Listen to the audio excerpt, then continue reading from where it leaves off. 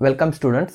आपल्या मॅथमॅटिक्सच्या लेक्चरच्या सिरीजमध्ये मॅथमॅटिकल लॉजिक चॅप्टरचं आपलं 9th नंबरचं लेक्चर आहे.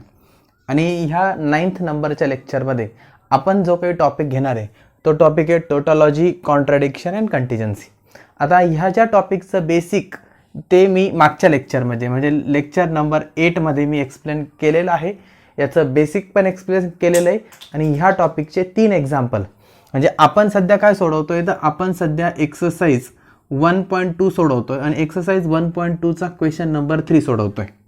एक्सरसाइज 1.2च्या क्वेश्चन नंबर 3 मधलं पहिलं एक्झाम्पल, 3rd नंबरचं एक्झाम्पल आणि 10th नंबरचं, 1st, 3rd आणि 10th असे 3 एक्झाम्पल मी 8 नंबरच्या लेक्चरमध्ये आपल्या 8th लेक्चरमध्ये सॉल्व करून दिलेले आहेत. आणि आता उरलेले जे एक्झाम्पल ह्या क्वेश्चन नंबर 3चे मी तुम्हाला होमवर्क म्हणून दिले होते आणि ते होमवर्कचे क्वेश्चन आता आपण ह्या लेक्चरमध्ये सॉल्व करून घेणार आहे. चला तर मग लेक्चरला सुरुवात करू. एक्झाम्पल ऑलरेडी इथे लिहिलेलाच आहे. P implies Q, double implies negation P और Q. किती व्हेरिएबल आहे याच्यामध्ये? याच्यामध्ये 2 व्हेरिएबल आहे, एक P आणि Q. P आणि Q दोनच व्हेरिएबल आहे म्हणजे नंबर ऑफ पॉसिबल कॉम्बिनेशन्स किती असतील तर फक्त 4 असतील. P Q त्यानंतर कशाची गरज आहे? P implies Q, negation P ची पण इथे गरज आहे, निगेशन P और Q. आणि लास्ट आपलं पूर्ण statement P implies Q, double implies negation P और Q. कॉलम्सला नंबर द्यायचे 1 2 3 4 5 आणि हा 6 हे झाले कॉलमचे नंबर. आता 2 इनपुट आहे म्हणजे 4 combination T T F F T F T F.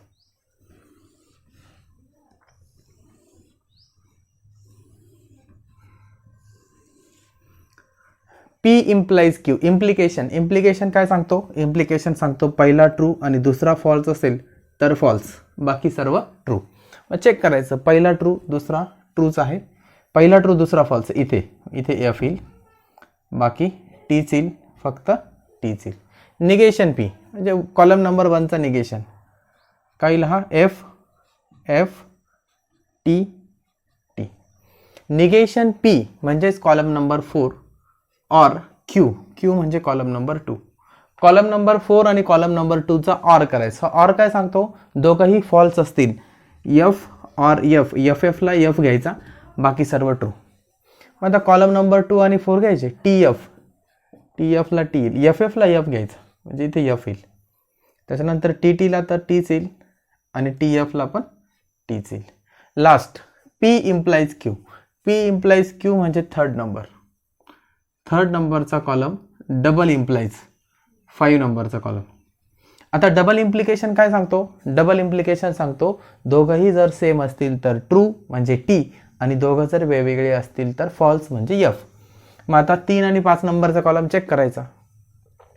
दोघंही सारखेच आहेत म्हणून टी, दोघंही वेगवेगळे आहेत म्हणून पण टी, नाही सॉरी, दोघंही सारखे आहेत म्हणून टी. इथेही दोघं सारखेच आहे, एफ एफ जरी असले तरी सारखेच आहे म्हणून टी. इथे टी टी आहेत सारखेच आहेत म्हणून टी आणि इथे पण टी टी आहेत सारखेच आहे म्हणजे टी. डबल इम्प्लिकेशन सांगतो का दोघंही टी असतील किंवा दोघंही एफ असतील तर टी घ्यायचं, एक टी आणि एक एफ असेल तर एफ घ्यायचं असतं. इथे सर्व एक तर टीज आहे किंवा एक तर एफच आहे म्हणून हे सर्व टी येतील. मग आता लास्ट कॉलममधल्या सर्व एंट्रीज काय आल्या आहेत? ट्रू आल्या आहेत. लास्ट कॉलममधल्या सर्व एंट्रीज म्हणजे लास्ट कॉलम म्हणजे आपलं हे गिवन स्टेटमेंट आहे, ह्या स्टेटमेंटचे सर्व आउटपुट काय आहेत? ट्रू आहेत. आणि दिलेल्या स्टेटमेंटचे सर्वच्या सर्व आउटपुट जर ट्रू असतील तर त्या स्टेटमेंटला काय म्हणतात? टोटोलॉजी म्हणतात. सर्वचे सर्व ट्रू असतील तर टोटोलॉजी म्हणतात. म्हणून इथे लिहायचं from column 6 it is clear that given statement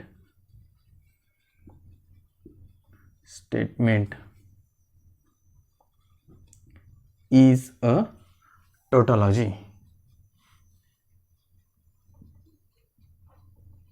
given statement is a tautology. हे झालं आन्सर. पॉज करा आणि नोट डाऊन करा. नेक्स्ट एक्झाम्पल 4th नंबरचा. P implies Q and Q and total bracket implies P.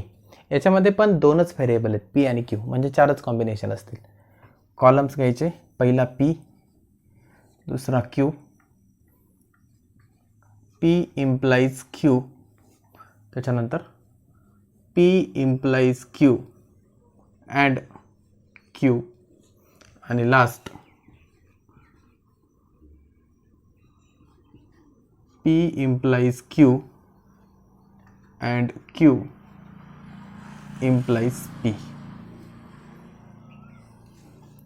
कॉलमला numbers 1, 2, 3, 4 आणि 5.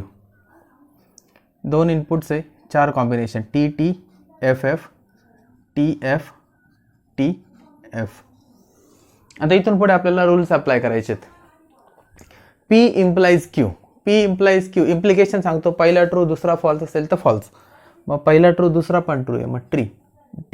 पहिला true दुसरा false आहे म्हणजे फॉल्स, ट्रू, आणि हे पण ट्रू.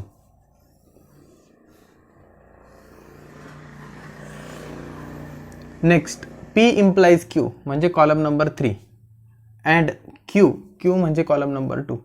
3 आणि 2चा काय घ्यायचं आहे आपल्याला? अँड घ्यायचा आहे. अँड TTला T असतो, TTला T असतो, FFला तर F येईल, TTला T असतो, FTला F असतो. आणि last P implies Q and Q म्हणजेच कॉलम नंबर 4चा इम्प्लाइज कोणासोबत आहे? 1 सोबत. 4 इम्प्लाइज 1. मग आता 4 इम्प्लाइज 1, पहिला ट्रू दुसरा पण ट्रू. TTला T असतं, पहिला फॉल्स दुसरा ट्रू, म्हणजे हे ट्रूच असतं. पहिला ट्रू दुसरा फॉल्स आहे, इथे मात्र पहिला ट्रू दुसरा फॉल्स आहे. पहिला ट्रू दुसरा फॉल्स असेल तर फॉल्स असतं, आणि दोघंही फॉल्स असतील तर ट्रू असतं. आता याच्यामध्ये 3 कॉम्बिनेशन ट्रू आलेत, 1 कॉम्बिनेशन फॉल्स आलेले आहेत. म्हणजे सर्वचे सर्व ट्रू पण नाही आहे, सर्वचे सर्व फॉल्स पण नाही. म्हणजे हे टोटोलॉजी पण होऊ शकत नाही, कॉन्ट्राडिक्शन पण होऊ शकत नाही. आणि जे लॉजिकल स्टेटमेंट टोटोलॉजी पण नसतं आणि कॉन्ट्राडिक्शन पण नसतं, ते काय असतं? मग कंटिजन्सी असतं. मग आता इथे काय लिहू शकतो आपण? लास्ट नंबरचा column 5. From column 5 it is clear that given statement is contingency. Given statement is a contingency. Pause करा आणि नोट डाऊन करा. नेक्स्ट 5th नंबरचा example. P implies Q and negation Q implies negation P. इथे पण दोनच variable आहेत, 4च combination येणार आहे, P आणि Q. TT, TF, FT आणि FF. आता निगेशन P, कॉलमचे नंबर्स महत्त्वाचे, 3, 4, 5, 6 आणि 7. निगेशन P, कॉलम नंबर 1चा negation F, F, T, T. Column number 2चा negation Q, F, T, F, T. P implies Q. P म्हणजे कॉलम नंबर 1 आणि Q म्हणजे कॉलम नंबर 2. आता TTला T असेल, TFला F असतो, FTला T असेल आणि FFला पण Tच असेल. इथून पुढे P इम्प्लाइज Q म्हणजे column number 5 and negation Q म्हणजे कॉलम नंबर 4. 5 आणि 4चा अँड करायचा आहे. अँड असतो TTला T. इथे एक F आलेला आहे, F होईल, हे पण F होईल, हे पण F होईल. इथे मात्र TT आहे तर हे Tच येईल, इथे TTला T येईल.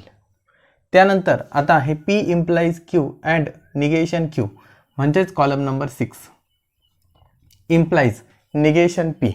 Negation P column number 3. 6 implies 3. 6 implies 3 column number 6 आणि कॉलम नंबर 3. आणि इम्प्लिकेशन एकमेव लॉजिकल कनेक्टिव्ह आहे ज्याच्यामध्ये ऑर्डर ही इम्पॉर्टंट असते. पहिला 6 आहे आणि नंतर 3 आहे. 6, 3. F, F, T असतो, F, F, T असतो, एफ इम्प्लाइज टी, टीच असतो, टी इम्प्लाइज टी पण टीच असतो. हे सर्व काय आले? टी आले. म्हणून सर्व टी आले म्हणजे काय? सर्व टी आले म्हणजे टोटोलॉजी आहे. मग इथे लिहायचं from column 7 it is clear that given statement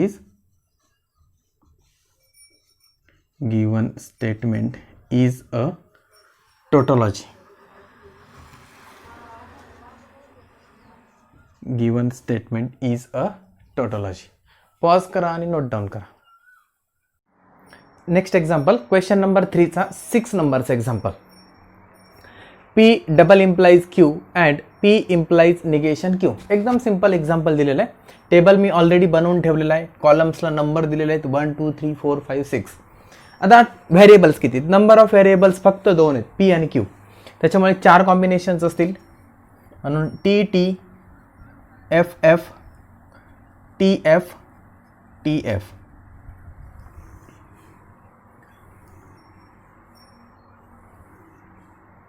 याच्यानंतर आपले ट्रूथ टेबलचे रूल्स अप्लाय करायचे. डबल इम्प्लिकेशन P आणि Q म्हणजे फर्स्ट आणि सेकंड. डबल इम्प्लिकेशन काय सांगतो? दोघंही सेम असतील तर ट्रू आणि वेगळे असतील तर फॉल्स. मग इथे दोघंही सेम आहेत ट्रू, इथे वेगळे आहेत फॉल्स, वेगळे आहेत फॉल्स, दोघंही सेम आहेत ट्रू. निगेशन Q म्हणजे सेकंड नंबरच्या कॉलमचं निगेशन. इथे T आहे तर F होईल, Fचा T होईल, Tचा F होईल, Fचा T होईल.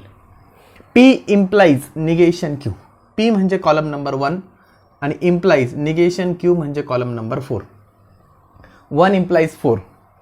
1 इम्प्लाइज 4. इम्प्लिकेशन काय सांगतो? इम्प्लिकेशन म्हणतो पहिला ट्रू दुसरा फॉल्स आला तर फॉल्स, बाकी सर्व ट्रू. चेक करायचं, इथे पहिला ट्रू आणि दुसरा फॉल्स आहे, फॉल्स. इथे पहिला ट्रू दुसरा पण ट्रूच आहे, पहिलाच फॉल्स आहे, पहिलाच फॉल्स आहे, त्याच्यामुळे ट्रूच. त्याच्यानंतर last column P double implies Q म्हणजे column number 3 and P implies negation Q म्हणजे कॉलम नंबर 5. 3 आणि 5चा अँड आहे. अँड काय सांगतो? अँड म्हणतो दोघंही ट्रू असतील तर ट्रू, अदरवाईज फॉल्स. मग आता 3 आणि 5 वरती बोट ठेवायचं.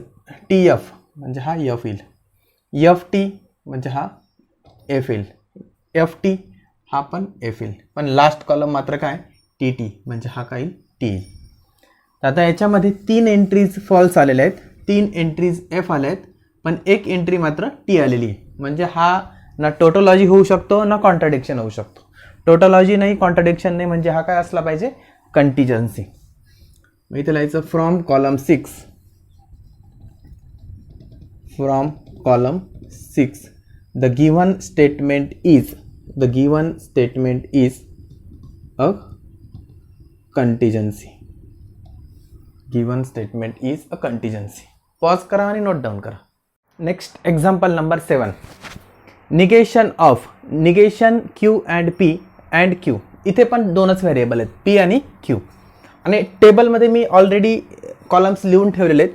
कॉलमला नंबर द्यायचे बाकी आहेत 1 2 3 4 5 आणि 6. कॉलम्स कसे घ्यायचे असतात? P आणि Q तर कंपल्सरी येतीलच. इथे निगेशन Qची गरज आहे आपल्याला म्हणून निगेशन Q घेतला. त्याच्यानंतर निगेशन Q अँड P घेतला. एका वेळी एक लॉजिकल कनेक्टिव्ह आपण ॲड करू शकतो. मग इथे अँड हा लॉजिकल कनेक्टिव्ह घेतला, त्याच्यानंतर पुढचा लॉजिकल कनेक्टिव्ह ॲड केला, त्याच्यानंतर पुढचा लॉजिकल कनेक्टिव्ह ॲड केला अँड. असं एक एक लॉजिकल कनेक्टिव्ह वाढवत जायचं असतं आणि लास्ट स्टेपपर्यंत जायचं असतं.